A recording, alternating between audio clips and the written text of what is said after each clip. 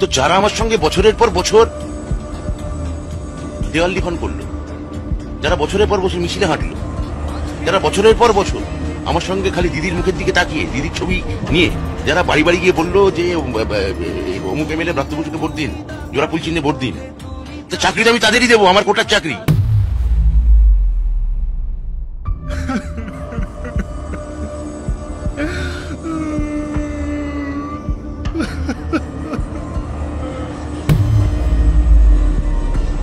এই অযোগ্য মুখ্যমন্ত্রীর জন্য একটা গোটা প্রজন্ম শেষ হয়ে গেল আজকে। দেখুন, রাজ্যের অযোগ্য মুখ্যমন্ত্রী, failed chief minister of West Bengal.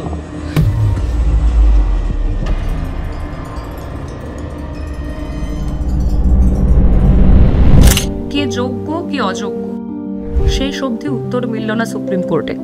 SSC নিয়োগ মামলায় চালে ঠিক কত কাকড় মিশে তা দীর্ঘ তদন্তেও জানা গেল না। ফলে 2016 সালের গোটা প্যানেলই বাতিল করে দিতে বাধ্য হল শীর্ষ আদালত। বৃহস্পতিবার প্রধান বিচারপতি সঞ্জীব খান্নার কলমের এক আঁচড়েই চাকরি গেল 25,753 জন শিক্ষক অশিক্ষক কর্মীর। কোর্ট বিচার দিয়েছে, শাস্তি দিয়েছে, কিন্তু যারা একটা টাকাও ঘুষ দেয়নি কখনো, তারাও তো শাস্তিটা পেল। আপনারা নিশ্চয়ই সবাই জানেন যে একটা সরকারি চাকরি পেতে গেলে ঠিক কতটা কষ্ট করতে হয়। আপনি কতটা যোগ্য? আমার নাম কৃষ্ণ মৃত্তিকা নাথ। আমি চাকরি সূত্রে উত্তর দিনাজপুরে, আমার বাড়ি উত্তর 24 পরগনা। আমি 2016 সালের এসএলএসটি জয়েনিং, 18 সালে ফার্স্ট কাউন্সিলিং এ আমার চাকরি। আমার ইমোশনাল আউটবার্সটা হয়তো খুব বেশি হবে, কারণ আমার বাবা মা আমার উপর ডিপেন্ডেন্ট। আজকে দিনের পর আমি জানি না যে আমার কি হবে। আচ্ছা, ধরুন যে ছেলেটা একটা প্রত্যন্ত গ্রামে থেকে প্রচন্ড অভাবের মধ্যে পড়াশোনা করে চাকরিটা পেয়েছিল, তার দোষটা ঠিক কোথায়? একটা মেয়ে যে তার সংসারে একমাত্র রোজগারে, তার চাকরিটা চলে গেলে সে তার পুরো মা বাবাকে কি খাওয়াবে?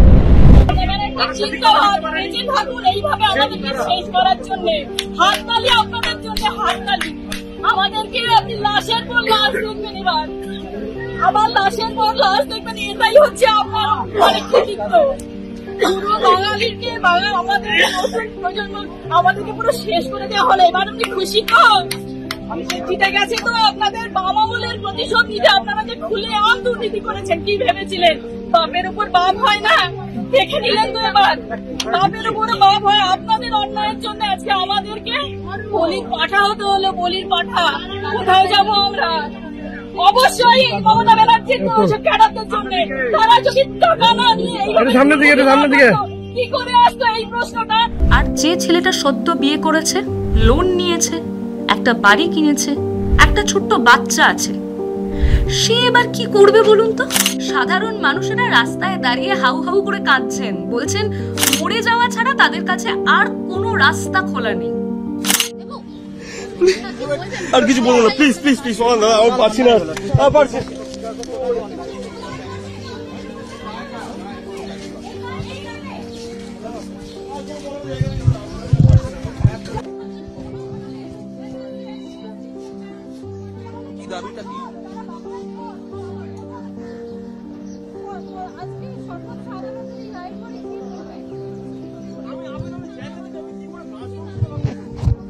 আচ্ছা, আপনাদের এখন এটা মনে হচ্ছে না যে অন্যায় করলো একদল মানুষ, যার মাসুল গুনছে এখন এই মানুষগুলো?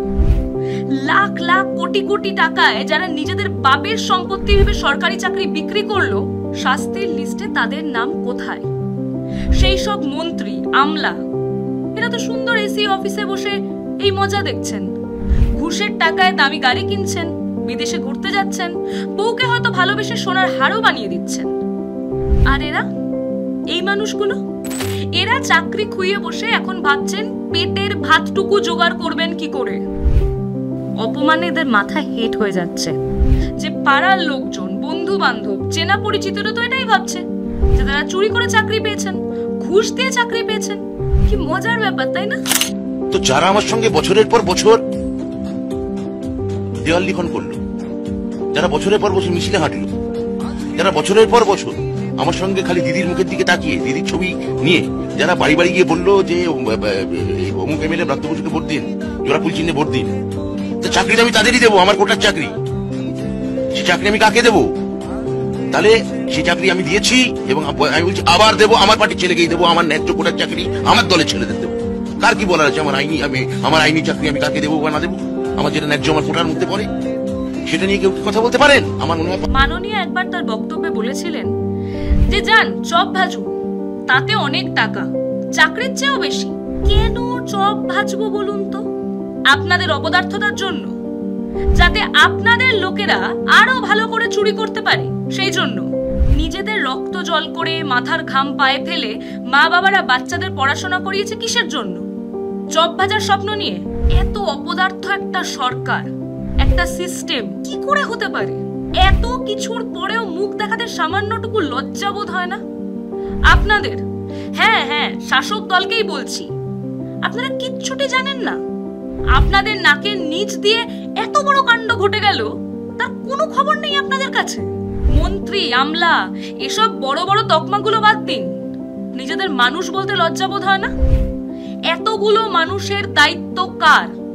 ওরা করেছে, সব ওদের চক্রান্ত। আরে আর কতদিন এইসব বুলি আওরে পার পাবেন আপনি? 26,000, সংখ্যাটা 26,000। এতগুলো মানুষের এখন না পায়ের তলার মাটিটা সরে গেছে, আর আপনারা ছি। সুপ্রিম কোর্টের তরফ থেকে জানানো হয়েছে নতুন নিয়োগ প্রক্রিয়া শুরু করতে হবে। যারা অন্য সরকারি চাকরি ছেড়ে 2016 সালের এসএসসির মাধ্যমে স্কুলের চাকরিতে যোগদান করেছিলেন, তারা চাইলে পুরনো কর্মস্থলেও ফিরে যেতে পারবেন বলে জানিয়েছে সুপ্রিম কোর্ট। মানবিক কারণে শুধুমাত্র ক্যান্সার আক্রান্ত প্রার্থী সোমা দাসের চাকরি বহাল রাখা হয়েছে। সুপ্রিম কোর্টের রায়ের নির্যাস একটু ছোট্ট করে জানিয়ে রাখি, সবাইকে বেতন ফেরত দিতে হবে না। যারা অযোগ্য তারাই শুধুমাত্র বেতন ফেরত দেবে। এখানেই প্রশ্ন, কারা অযোগ্য? সেই সংখ্যাটা নিয়েই যত গোলমাল। সুপ্রিম কোর্টের রায়ের কপিতে বলা হয়েছে, যেসব প্রার্থীকে সরাসরি দুর্নীতিগ্রস্ত বলে চিহ্নিত করা হয়নি, তাদের ক্ষেত্রেও পুরো নিয়োগ প্রক্রিয়াটি গুরুতর অনিয়ম ও বেআইনি কার্যকলাপের কারণে সম্পূর্ণ বাতিল বলে ঘোষণা করা হয়েছে। এটি সংবিধানের 14 এবং 16 নম্বর অনুচ্ছেদের লঙ্ঘন। তাই এই প্রার্থীদের নিয়োগও বাতিল করা হলো। তবে যারা ইতিমধ্যে চাকরিতে যোগ দিয়েছেন, তাদের কোনো অর্থ বা বেতন ফেরত দিতে হবে না, যদিও তাদের চাকরি শেষ হয়ে যাবে। তাছাড়া যেহেতু পুরো পরীক্ষার ফলাফল এবং প্রক্রিয়াটি বাতিল করা হয়েছে, তাই এই প্রক্রিয়ার মাধ্যমে কেউ নতুন করে নিয়োগও পেতে পারবেন না। অর্থাৎ যেসব প্রার্থী অবৈধভাবে নিয়োগপ্রাপ্ত নন, তাদের চাকরি শেষ করে দেওয়া হবে, তবে তারা আগে পাওয়া বেতন বা অন্য কোনো অর্থ ফেরত দিতে বাধ্য থাকবেন না বলেই জানিয়েছে সুপ্রিম কোর্ট। পরিস্থিতি এখন খুব জটিল। ভবিষ্যতের ছবি ঠিক কি হতে চলেছে আমরা কেউ জানি না। যারা এই অবস্থার শিকার, তাদের সান্ত্বনা দেওয়ার ভাষা অন্তত আমার কাছে নেই।